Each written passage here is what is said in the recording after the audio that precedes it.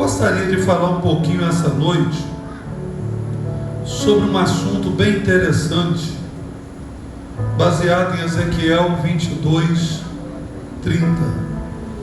Eu quero falar sobre o valor da oração intercessória.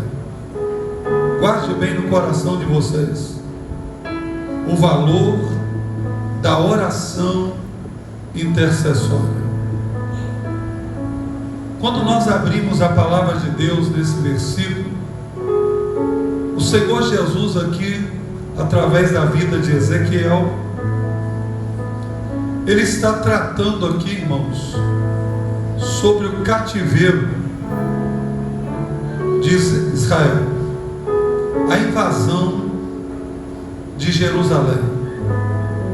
Os irmãos sabem da tragédia que houve, a forma com que o templo foi destruído, a maneira com que os muros foram queimados, a forma violenta com que a Babilônia invadiu Jerusalém e matou muito judeu. Eu acho que foi uma das piores invasões que o povo de Israel vivenciou.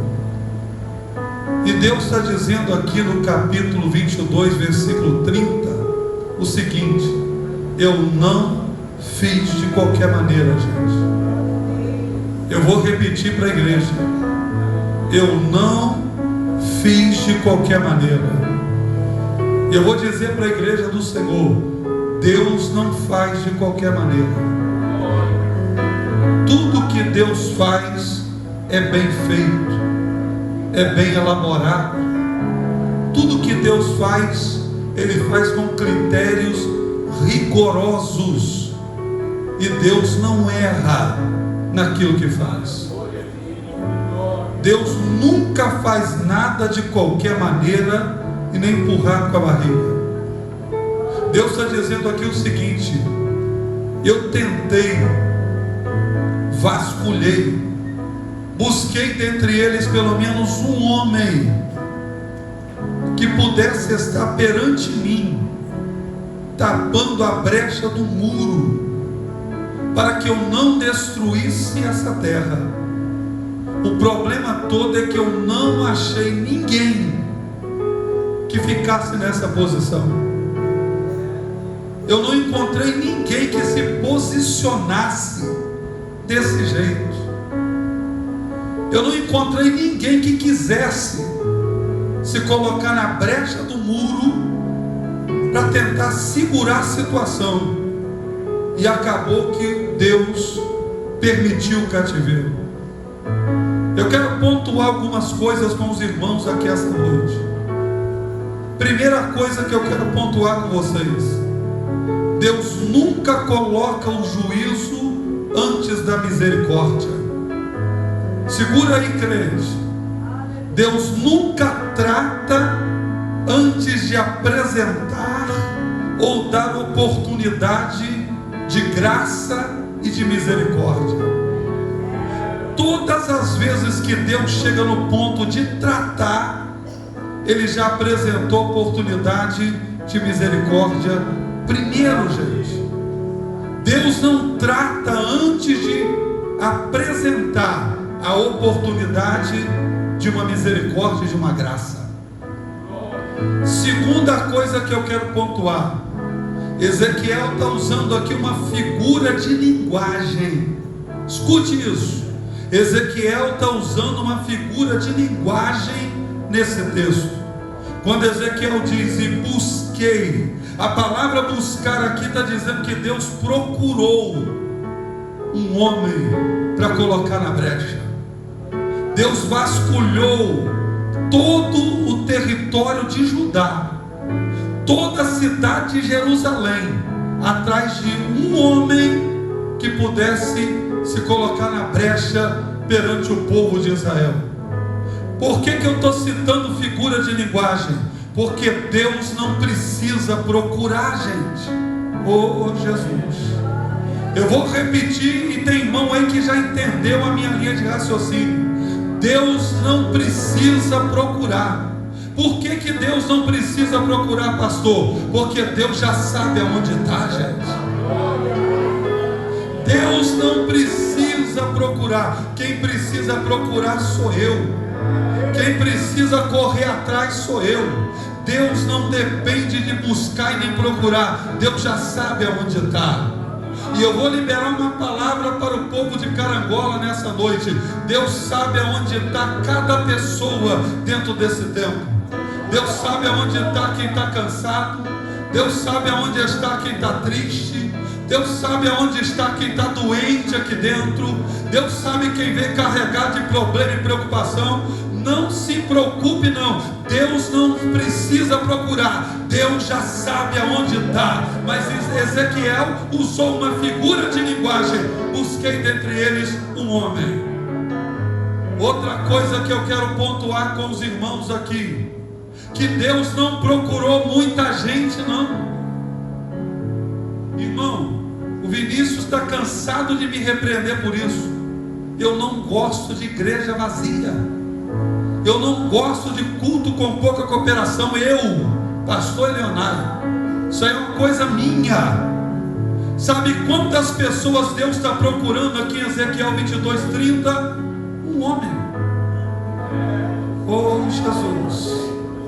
Deus não está procurando uma dezena, uma centena, 50 homens, não. Deus está procurando um homem.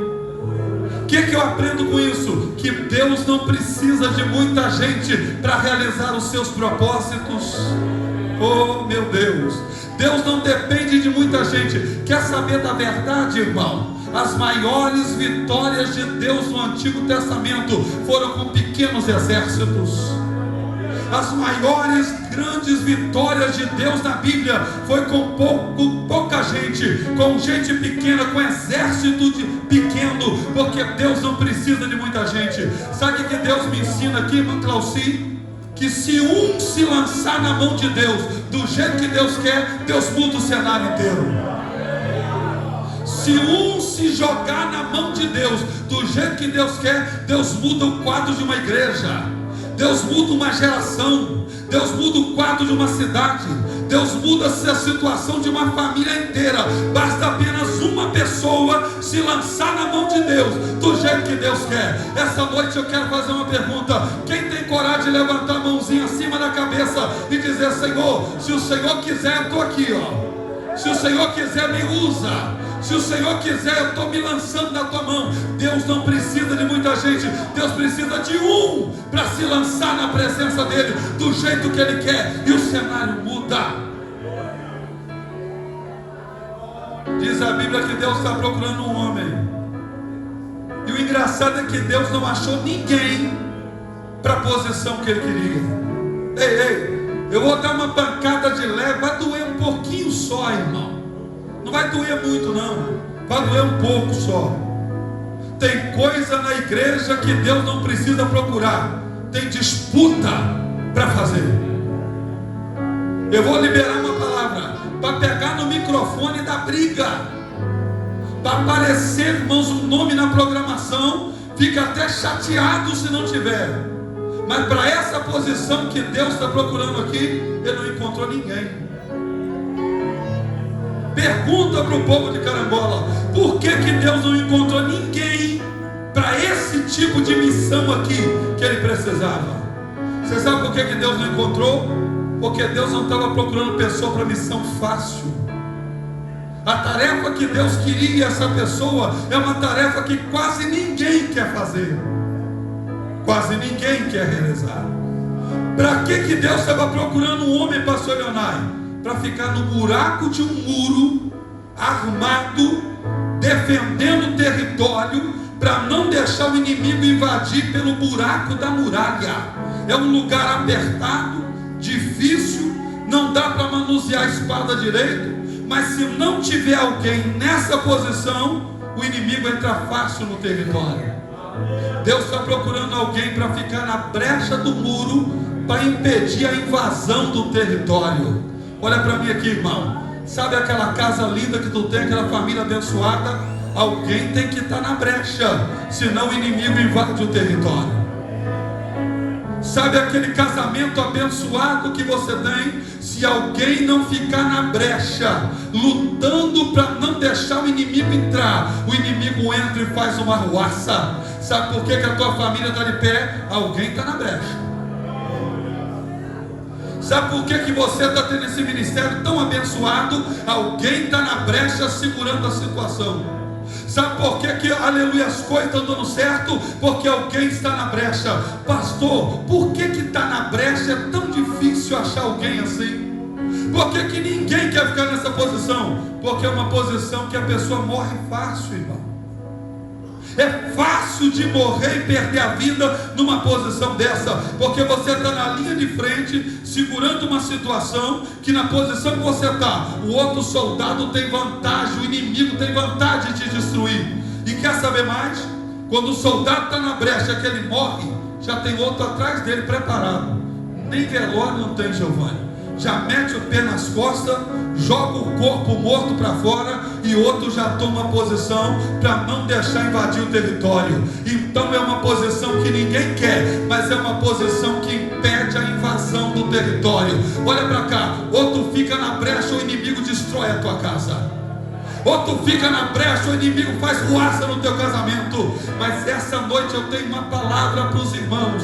Lá em Ezequiel 22:30, Deus não encontrou ninguém, mas essa noite Deus vai encontrar, nem que seja poucos, mas alguém que quer ficar na brecha. Quem está entendendo a palavra do pregador? Quem está entendendo a minha linha de raciocínio? Levante a tua mão para adorar. Se não tiver ninguém na brecha, dá ruim.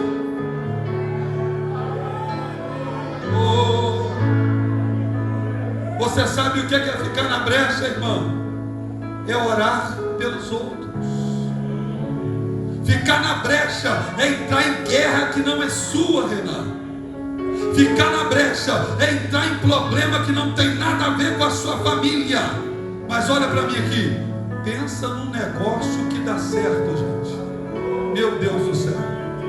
Pensa num negócio que funciona.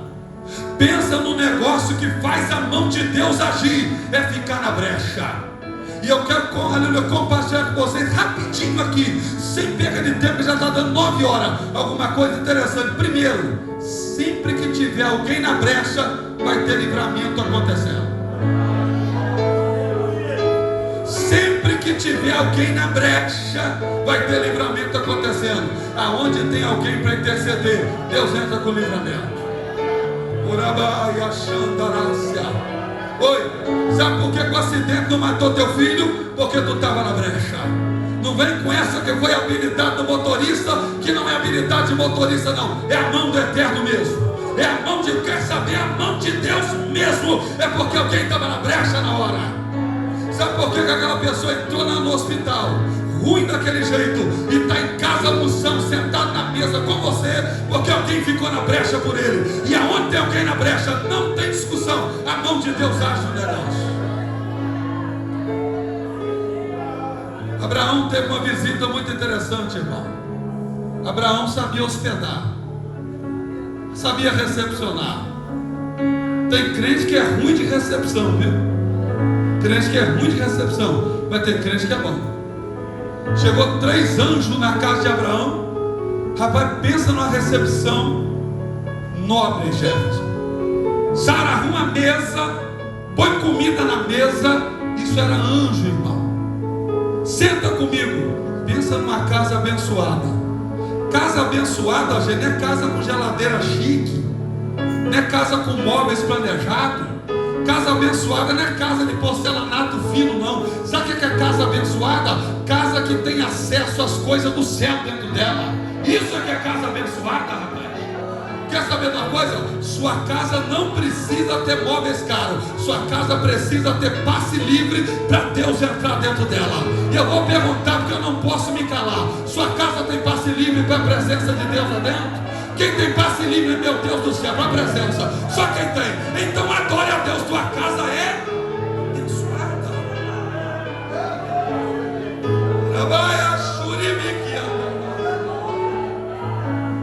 Chegou 3 anos, Abraão banqueteou com o anjo. Senta aí, vamos comer. ruim. Qual você quer primeiro? Fala a boa. A boa que você vai ser pai. Pergunta, irmão.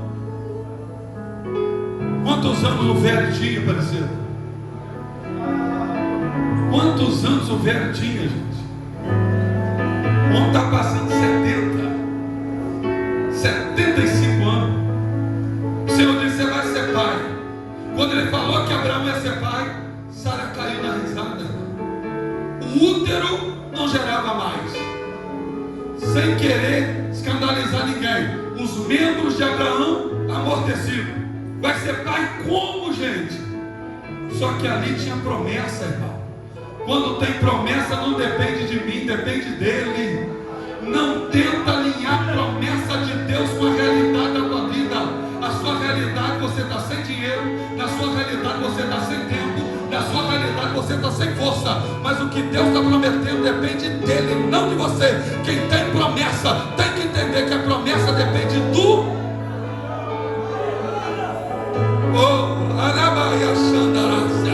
O negócio aqui não sou eu, o negócio é ele, depende dele. A minha realidade não tem nada a ver com o que ele falou, mas é ele que faz. É ele que faz. Sara deu uma risada e o anjo disse: por que ela está rindo? Se fosse nós no Alcinha falar assim: tem algum palhaço aqui? Ela está rindo de quê? Abraão não riu. Eu escutei ela rir. Fala com ela que vai ser pai, ela vai gerar. E quer saber de uma coisa? Por causa da palhaçada da risada dela, eu não vou registrar o menino vai ser Isaac, e eu vou colocar o nome da criança. Abraão falou assim: está ótimo então. Qual é a notícia ruim? Que eu vou destruir Sodoma e Gomorra. Quando ele falou assim, Abraão colocou a mão na cabeça e disse: meu Deus, meu sobrinho está lá. Ô irmão, como é difícil você preocupar com quem você ama, rapaz. Eu não moro lá, mas meu sobrinho está lá.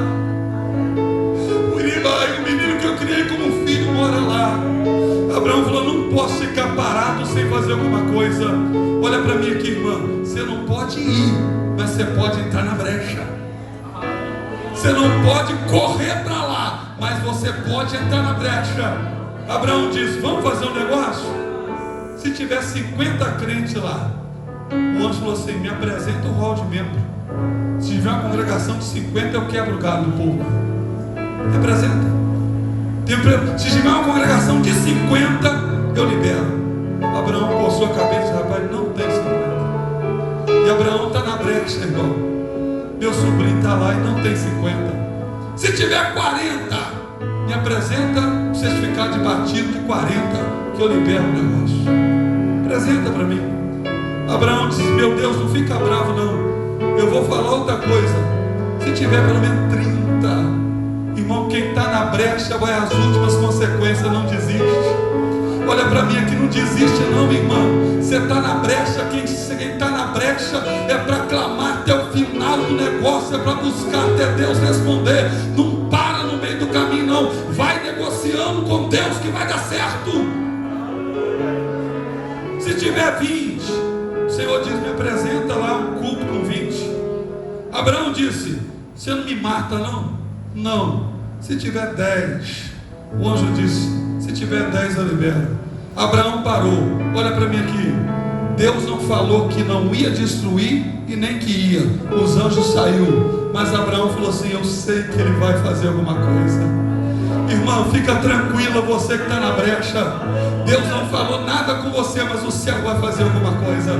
Olha para mim aqui, olha para mim aqui. A sua oração tem validade na presença de Deus. Parece que a oração não está subindo. O Espírito Santo me trouxe aqui no culto de missões para animar teu coração e renovar a tua esperança. A oração chegou lá, rapaz. Deus não falou nada, não te deu sonho, dá até ansiedade na gente, mas o céu está movendo porque você orou. Olha para mim aqui, o céu está movendo, o céu está movendo, o céu está movendo na oração de quem está na brecha.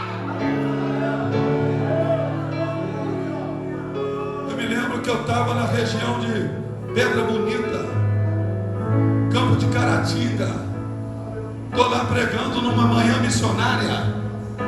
E eu comecei a falar sobre livramento de Deus, que Deus livra assim, Deus livra assado, Deus livra disso. Tem livramento que a gente não sabe, não toma conhecimento, não vê, mas ela acontece na nossa vida. Lá vai eu, no final de vamos orar por livramento de Deus. Uma senhora de uns 80 anos, 70 anos, sei lá, deu um pulo no meio da igreja, veio correndo na frente, foi a primeira a chegar. E eu orei. De noite aquela velha estava no culto e pediu oportunidade. Ela disse: gente, eu tenho um testemunho para contar. Na hora da mensagem do pastor no culto, que ele pregou sobre livramento, Deus me tocou de maneira muito forte pela minha filha que está em Belo Horizonte fazendo um curso. E eu não aguentei ficar na cadeira, pulei e me lancei diante do altar para clamar por ela. E eu senti Deus na minha oração. Quando eu cheguei em casa, meu telefone tocou e eu atendi a minha filha em prantos do outro lado. E aquilo me apavorou de uma maneira muito grande.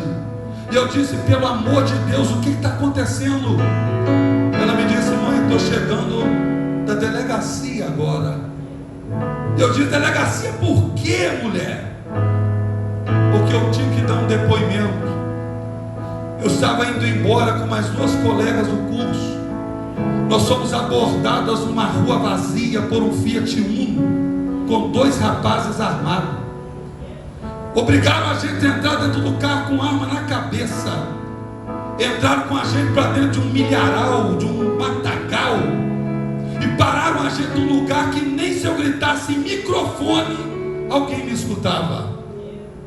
Mas quando eu pensei que eu ia ser violentada e morta, apareceu duas viaturas da civil no meio do ermo, no meio do nada, e abordou os miliantes. Eu só fui lá para prestar depoimento. Ela falou assim: qual hora que foi? Há tantas horas. Ela disse: filha, não foi por acaso que a civil apareceu. Foi na hora que eu estava com o joelho dobrado no altar, no término do culto, orando com teu nome debaixo do joelho, aonde tem crente. Oh meu Deus do céu, na brecha tem livramento de Deus, tem livramento de Deus, tem livramento de Deus.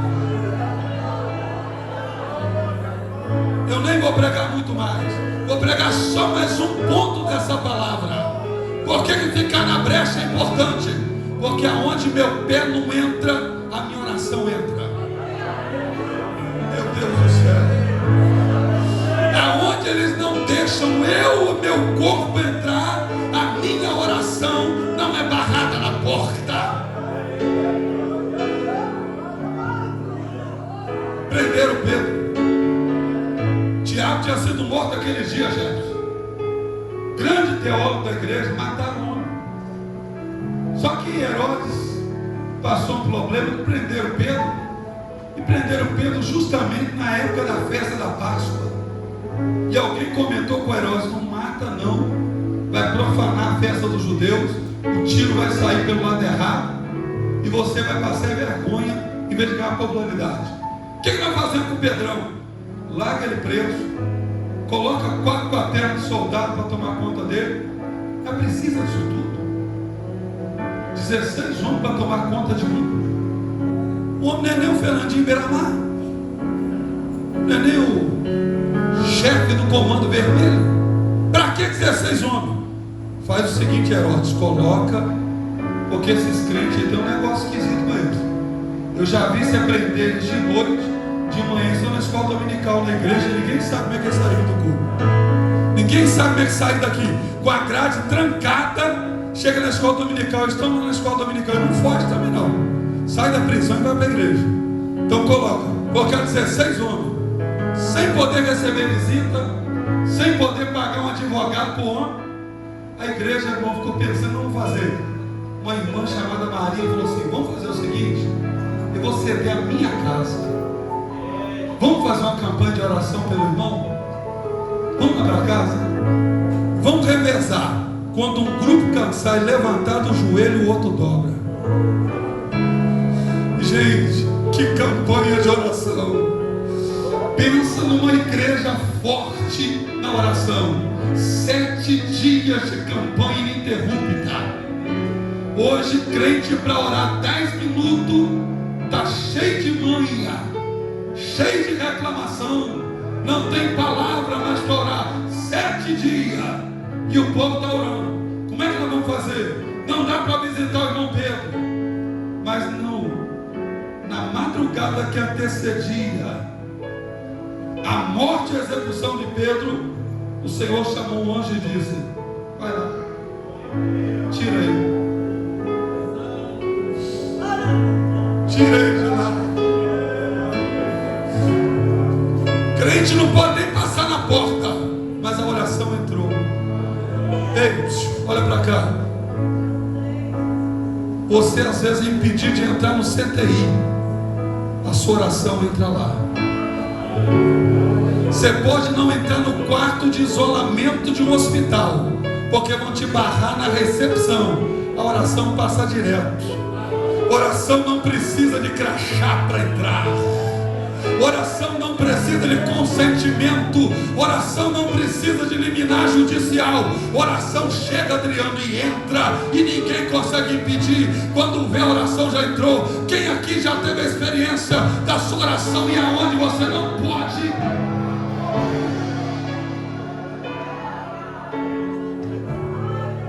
Oh, Jesus. Encontrei com o pai do Rafael um dia. Você sabe quem é o Rafael? Rafael foi aquele que foi membro da nossa igreja, que hoje está no Ministério Fraternal. O pai dele aceitou Jesus e está no Eldorado. Encontrei com ele na porta quando tinha ido ao supermercado do Valentim ali.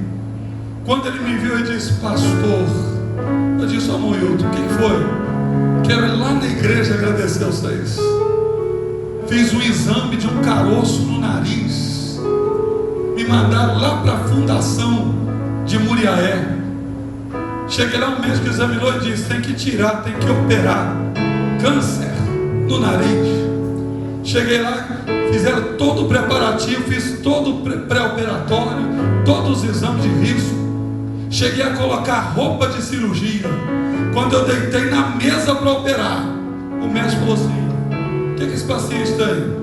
Câncer no nariz. O médico olhou e disse: dá o laudo aí.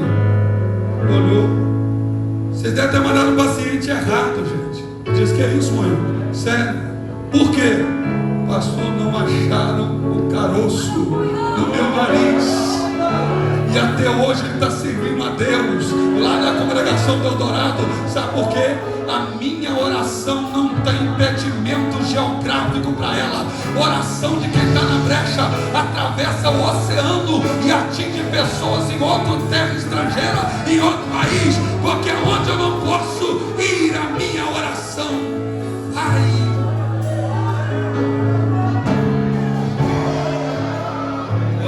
Fica de pé comigo essa noite, senão vou extrapolar demais o horário. Trabalha, Xandarácia. Desanima de orar não, irmão. A oração está subindo. Pastor, eu estou orando, mas parece que não está valendo nada.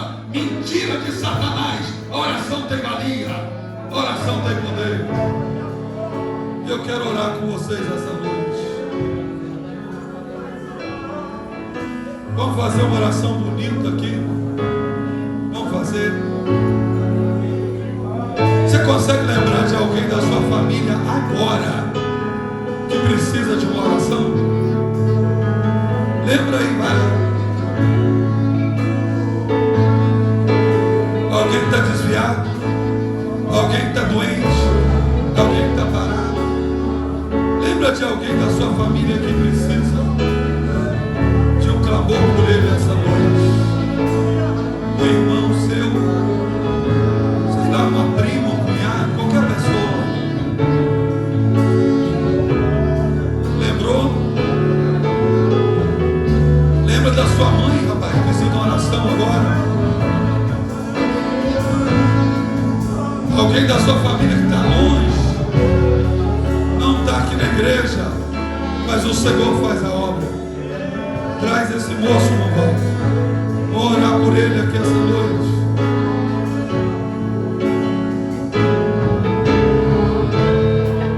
segunda pessoa que quer voltar para a igreja e aceitar Jesus? Onde está a segunda pessoa para Jesus? Tem alguém? Se tiver uma segunda pessoa, levanta a mão. Vou orar com você.